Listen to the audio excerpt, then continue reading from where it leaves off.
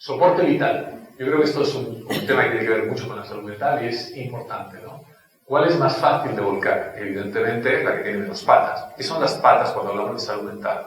Pues estamos hablando a lo mejor de soporte familiar, soporte de pareja, soporte espiritual, que lo acabamos de mencionar, soporte económico. Es decir, cuanto más patas tenga nuestra vida, mejor nos va a ir.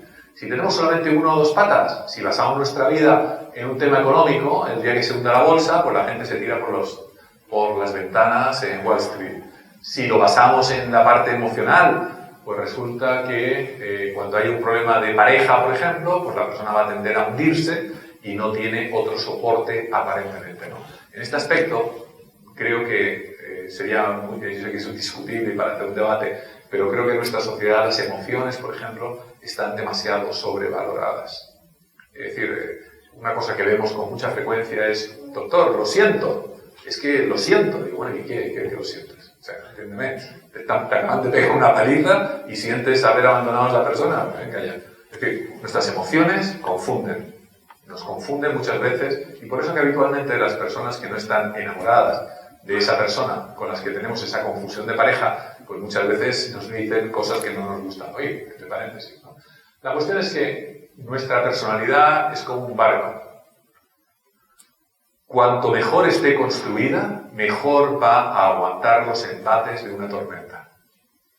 Cuando empiezan las tormentas, por ejemplo la pandemia que os habéis hartado de ver cosas en los medios de comunicación, pues los barcos peor construidos, o los que no son tan fuertes, llamémoslo así, pues empiezan a hundirse o empiezan a naufragar evidentemente, ¿no?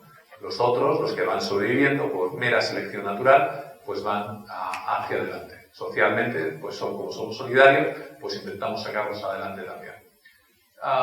¿Hasta qué punto son ciertas nuestras emociones, ¿no? Realmente hay 6 emociones universales básicas, lo digo como curiosidad, ¿no? El asco, el miedo, la sorpresa, la alegría, el enfado y la tristeza. Esto es importante a la hora de educar, por ejemplo, a los niños y enseñarles esas emociones para que las puedan identificar con facilidad. Luego, el amor como pasión, ¿no? Esto también podemos hacer un día un monográfico en los encuentros eleusinos sobre el amor, porque se ha hecho, ¿no? ¿Se ha hecho también? Joder. Llevamos 32. Claro, es que con 32 es normal. Solo sobre el amor fue. No se me lo perdí. El amor. Bueno, el amor y lo que no es amor. Claro. Bueno, el rostro de casi lo mismo. Subtitulado. Vale. Bueno, más o menos eso. Tipos del amor, por ejemplo, aquí tenemos unas resonancias magnéticas.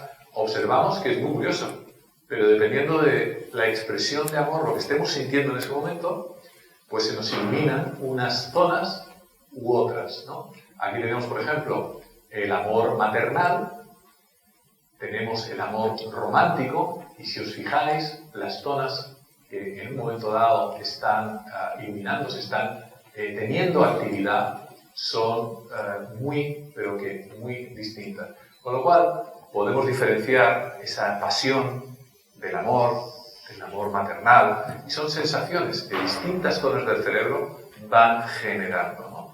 Importante, ¿no? ¿Qué pasa cuando alguno de nosotros tiene pues un poquito fastidiada alguna región de esas? Pues muy probablemente su sensación de amor hacia otras personas pues estará alterada. Puede ocurrir con ictus o puede ser de forma genética, ¿no? Congénita. Has nacido así y evidentemente pues sientes distinto. Hay un concepto que creo que es muy interesante, que es la neurodiversidad. Estamos, la sociedad, empeñada en intentar considerar eso, el concepto tan manido de la normalidad. Yo nunca he conocido a nadie en mi vida normal. Nunca. No sé, nunca. Todo el mundo es muy raro. Lo digo de verdad. Vamos a ver, todos aparentamos. O sea, parece que sí, parece que no, que tal y igual. Pero, en la intimidad es cuando se bate el cobre, ¿no? Y en la intimidad es cuando se ven las rarezas y todo ese tipo de cuestiones que cuando salen a la luz muchas veces pues nos sonrojamos o decimos, o nos gusta socialmente, como en la mejor época de la Inquisición, ¿no? Señalar con el dedo. Que hoy en día las redes sociales, bien sabéis que es la Inquisición elevada al óctuple. Bueno, sigamos con la historia. El amor pasional, bien.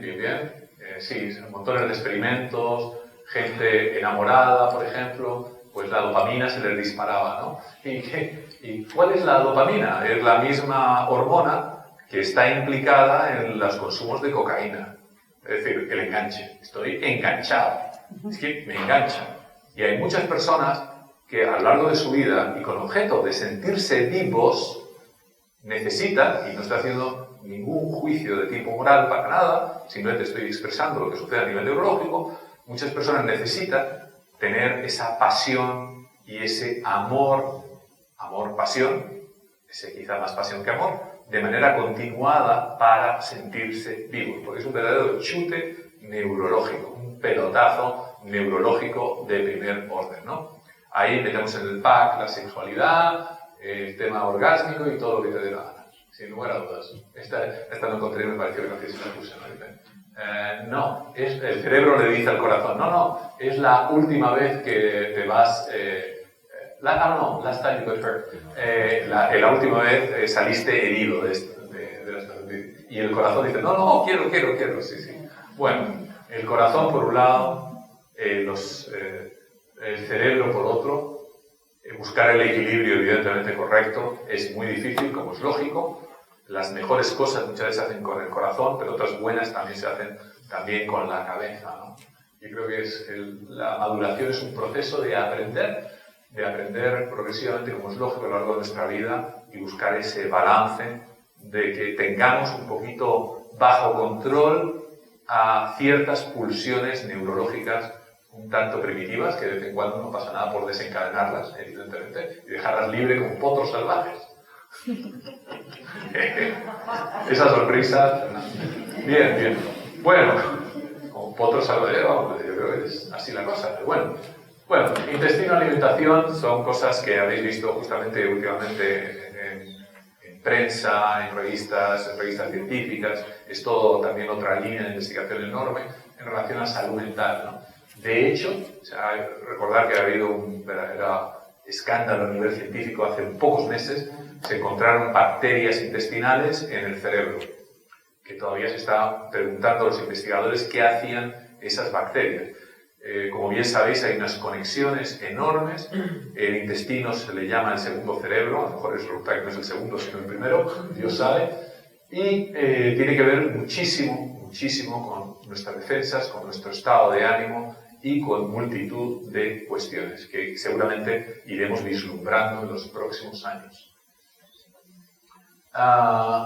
Sí, algunos datos sobre el microbioma. El ser humano tiene el mismo número de células que de bacterias. 1 kilo pesan nuestras bacterias que tenemos dentro. Es que realmente, vamos a dejarlo claro, somos el resultado de una evolución inicialmente unicelular, en el que se fueron asociando estas familias de células, de bacterias, etc.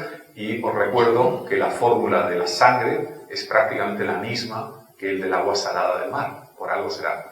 Es decir, las cantidades por ejemplo, de cloruro sódico. De hecho, en situaciones de emergencia, en algunos sitios, se ha utilizado agua de mar esterilizada y filtrada como si fuera suelo, el suelo famoso del 5% que se utiliza el Riger lactato, o bueno, si ya es glucosado y otro tipo de historia, pero es agua, en el fondo es agua de mar. Fijaros qué bonito, un toque romántico también para toda esta historia, ¿no? Agua de mar circula por nuestro organismo, porque somos seres que venimos en principio del mar.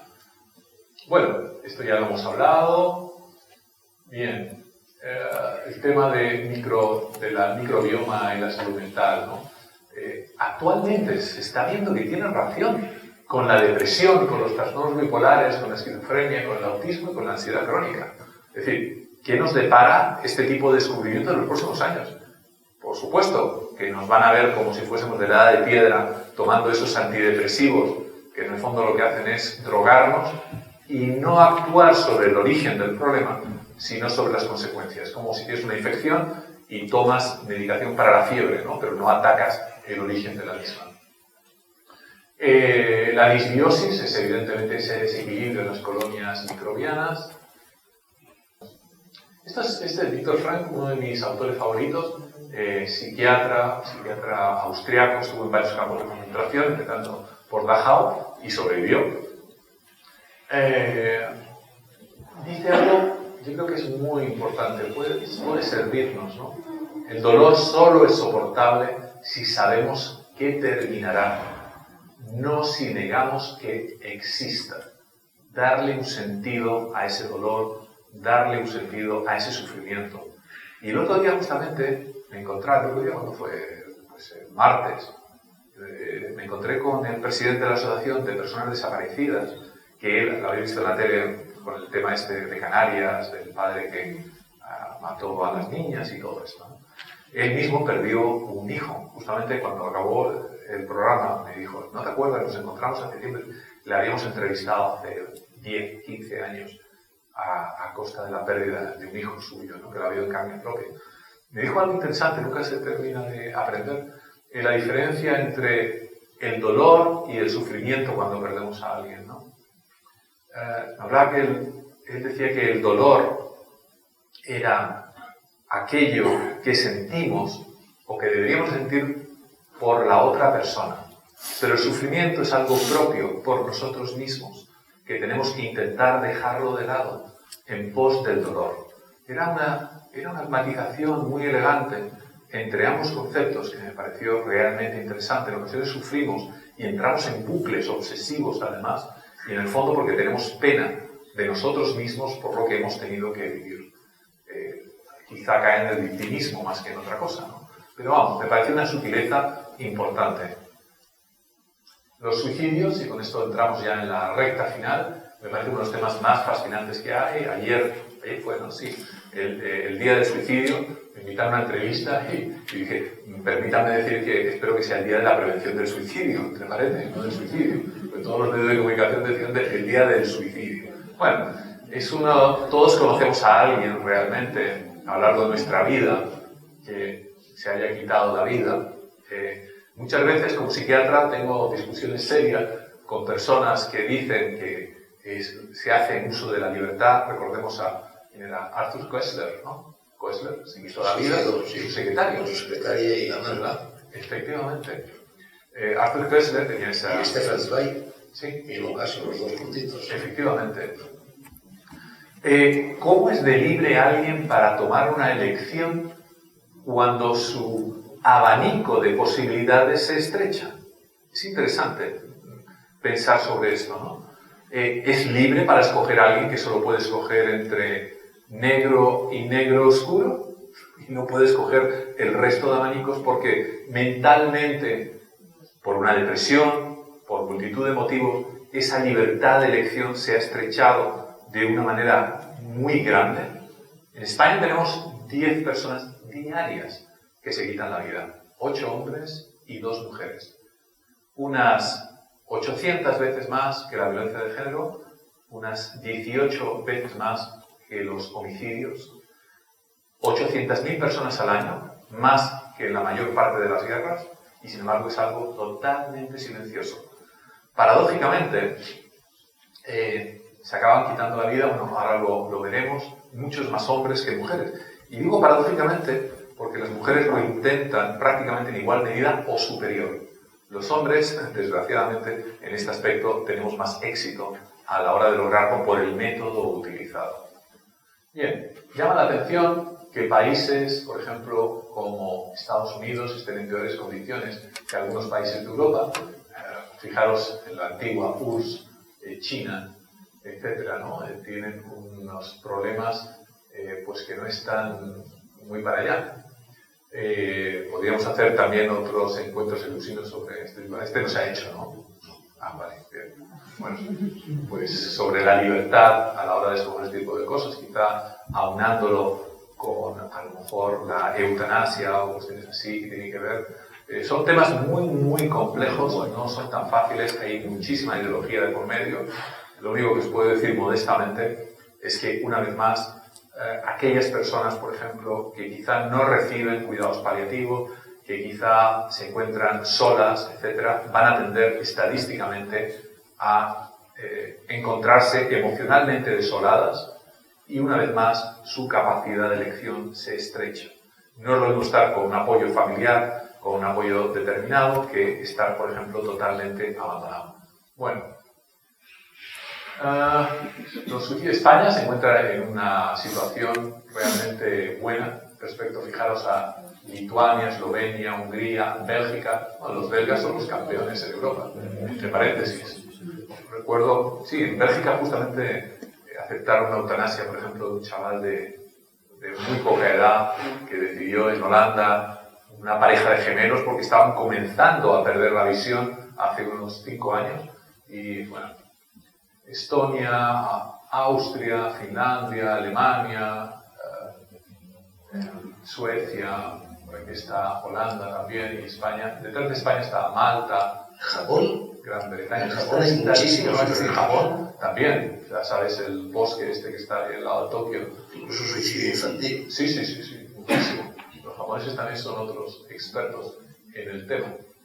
Según el sexo, ahí tenemos esos oscuros, son hombres, y los rojos son mujeres. En Rusia, Corea del Sur, India, por ejemplo, quizá uno de los más parecidos entre hombres y mujeres. Aquí tenemos Portugal, China, España, aquí están, hombres y mujeres. Aquí están los 10 diarios que os decía. Bien, porque salud y felicidad, bienestar físico y mental. ¿Quiénes se encuentran más felices? Pues mira, los suizos al parecer, debe ser, no sé, se llevan todo nuestro dinero, están ahí bollantes todos, no se quieren morir ni muertos. Bueno, como decía un amigo mío psicólogo, puestos a llorar, yo prefiero llorar dentro de mi Ferrari. No tenía un Ferrari, me imagino lo que había tener. Bueno, ahí tenemos a Suiza, Noruega, Canadá, Finlandia, y estos son los más felices y aquí los pobrecitos, ¿no?, van hacia los más desgraciados. Aquí está España en el 36, entre paréntesis. Bueno, hay muchos más, por supuesto, por debajo de España. Lo he escogido porque España se encontraba dentro de la tabla, ¿no? Pero al parecer no somos tan felices como creíamos, no sé. Habrá cosas que mejorar. Fijaros aquí, los uruguayos nos superan, los panameños, los venezolanos, los belgas, los irlandeses, los brasileños, los mexicanos, austríacos, Costa Rica, Israel, los suecos, otra vez, los finlandeses. Habrá que ver también factores culturales. ¿Te acuerdas? En Bután, por ejemplo, supuestamente era uno de los países, o es de los países más felices del mundo.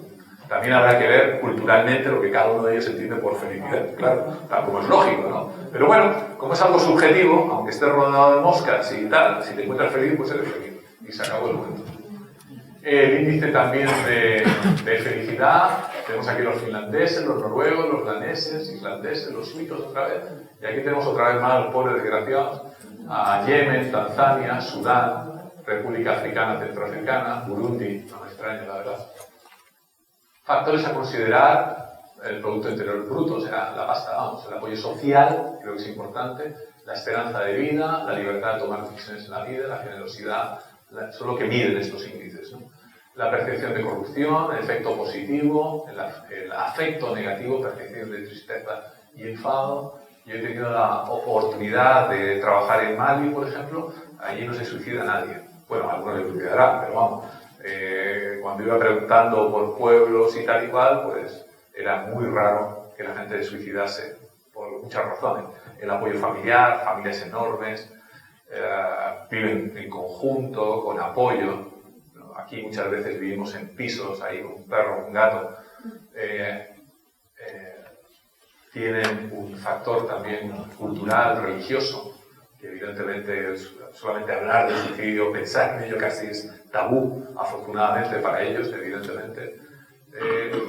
Tiene un montón de factores, ¿no? En sitios así como Mali, por ejemplo, los psiquiatras no nos comemos una rosca, excepto con los psicóticos, que hay algunos de vez en cuando, ¿no? Pero no beben alcohol, en general. El único que bebía alcohol en Bamako, recuerdo, era el jefe de inteligencia, que era amigo mío, y se había criado en Kayes. Kayes está al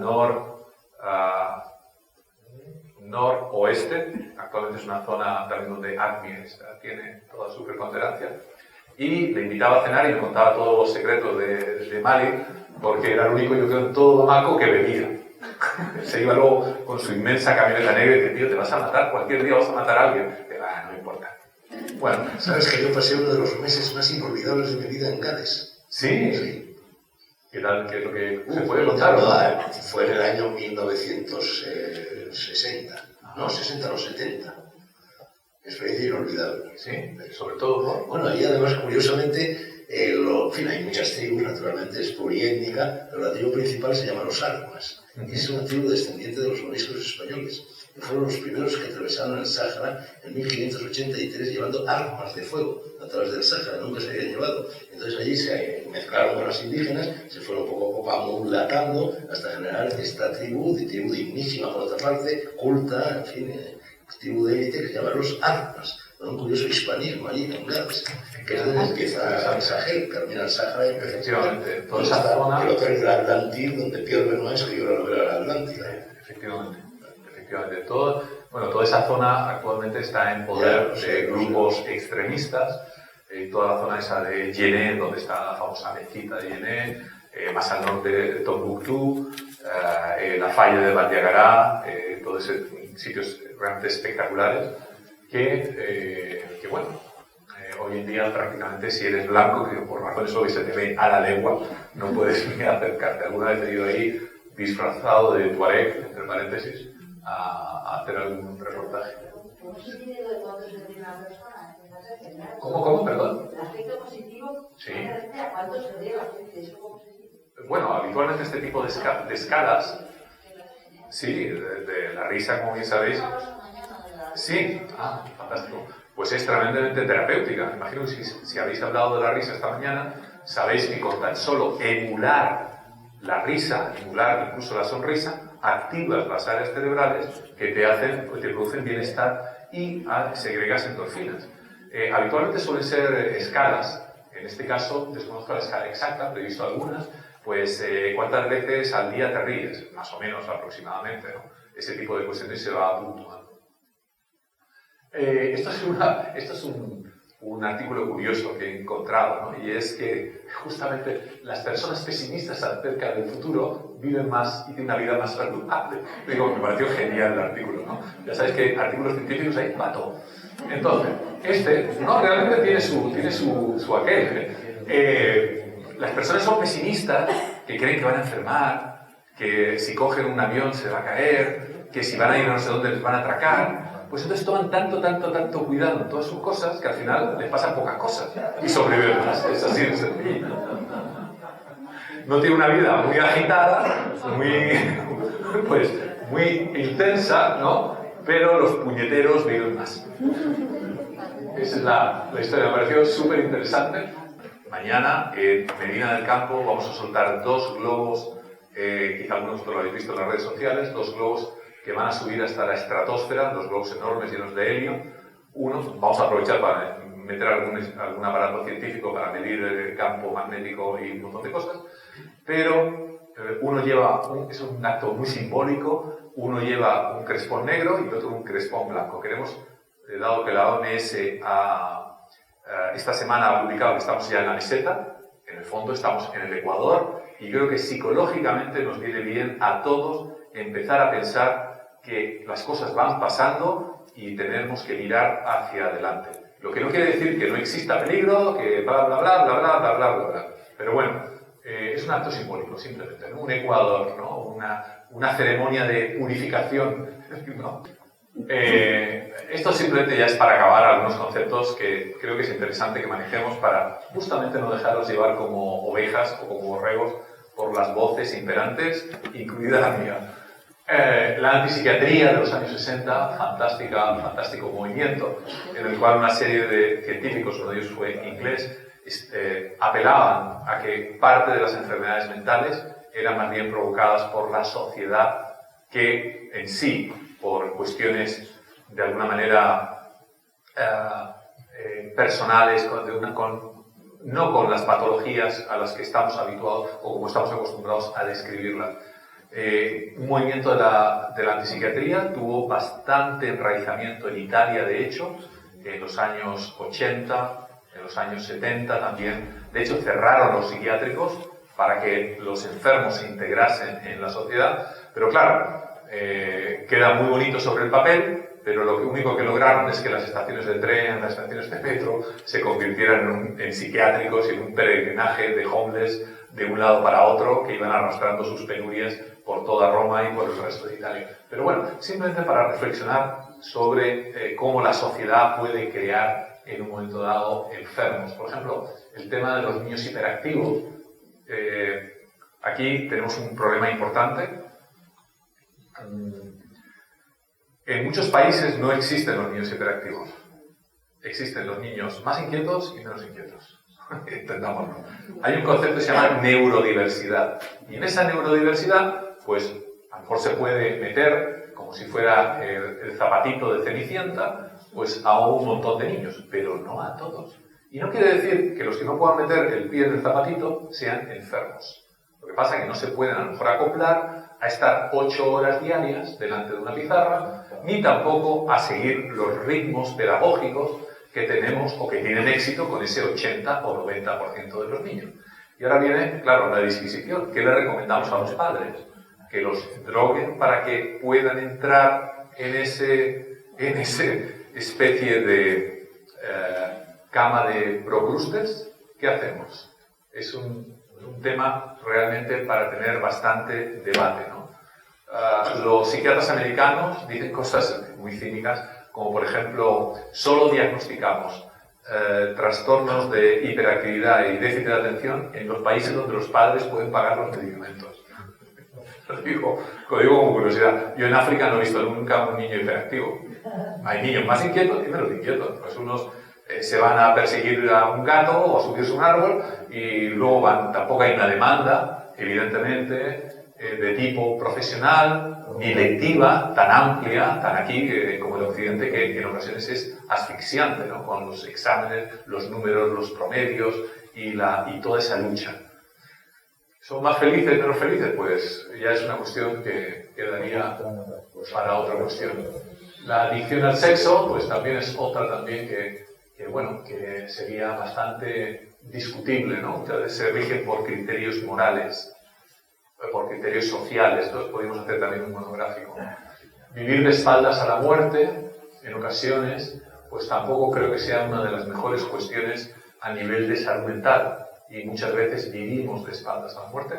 Me ha encantado cuando Fernando hablaba de su tumba en un momento dado. Hemos estado en Croacia hace 15 días y en Bosnia, por ejemplo. Os diré con curiosidad que ahí nadie lleva ni mascarillas, ni dentro, ni fuera, ni en ningún sitio.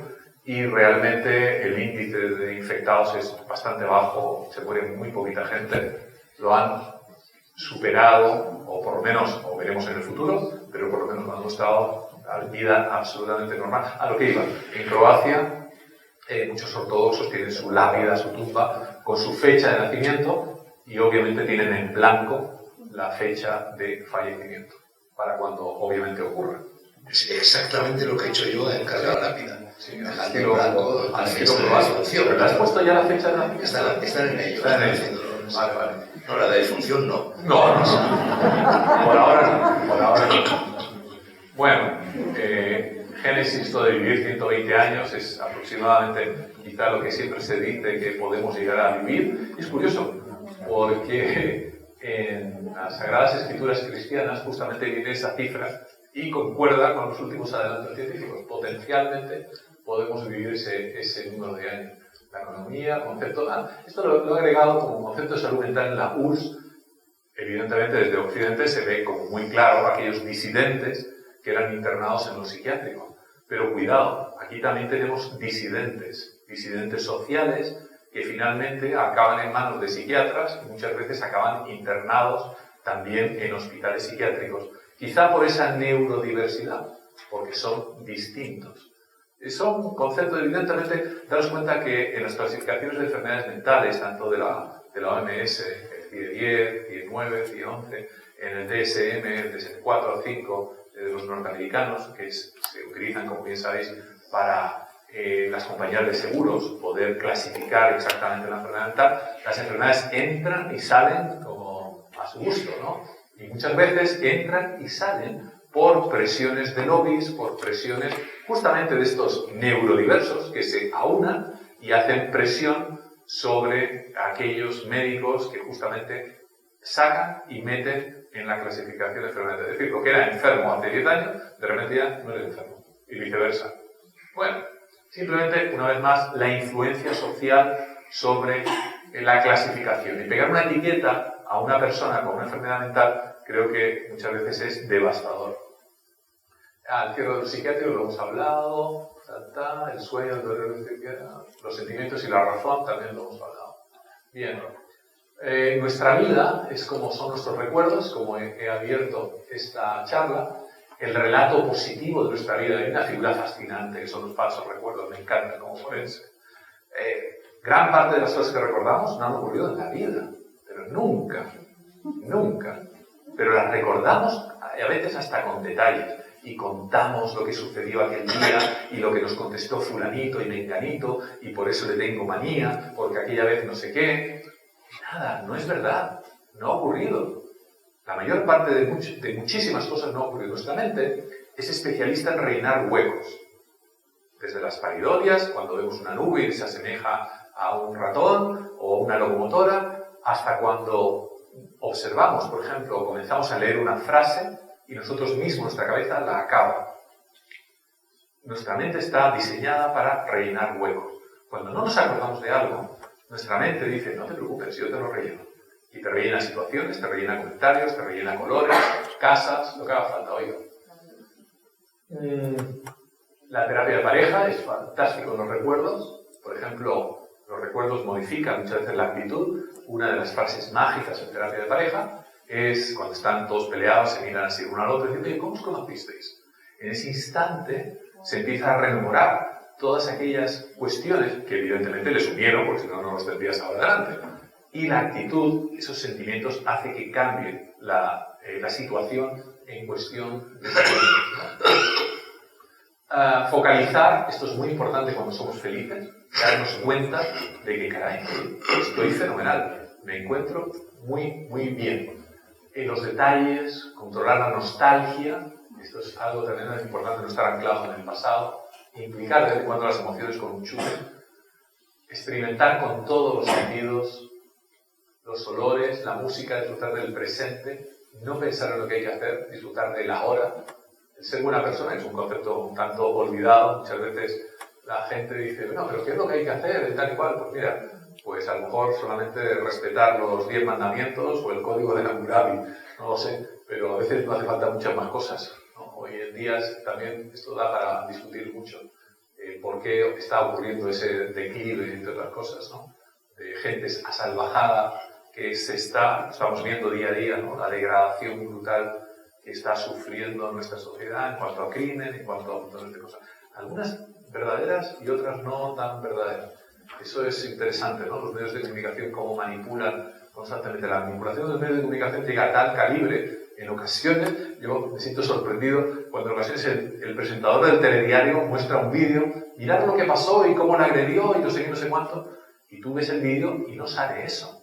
Es otra cosa. Pero parece mentira que mucha gente, cuando está diciendo, oye, qué brutal esta agresión, pues si no le ha tocado, no ha pasado nada. Bueno, por los titulares en la prensa, que los titulares no tienen nada que ver con lo que dice. Nada, absolutamente nada que ver con el artículo. Los clickbait y todo ese tipo de cosas además va modificando nuestra percepción de la realidad. Quizá a veces yo creo que es mejor estar en Castilfrío, ahí criando gallinas o dando de comer a los gatos y no poner la televisión. Creo que eso con respecto a la salud mental tiene mucho más de lo que pudiera ser. Bueno, las relaciones que sean reales, evidentemente, no virtuales, no sé ni cuándo disfrutar del presente, ahora sí que acabo. Disfrutar del presente, esto creo que es una de las cosas más importantes. Y esta te va a encantar. Vivir como si nos fuésemos a morir. ¿Te gusta esa o es un poco...? No, es una de mis frases favoritas. ¿En serio? Sí. Bueno, no lo sabía. Bueno, pues yo creo que esta es esencial. Creo que es esencial en la vida de todos nosotros.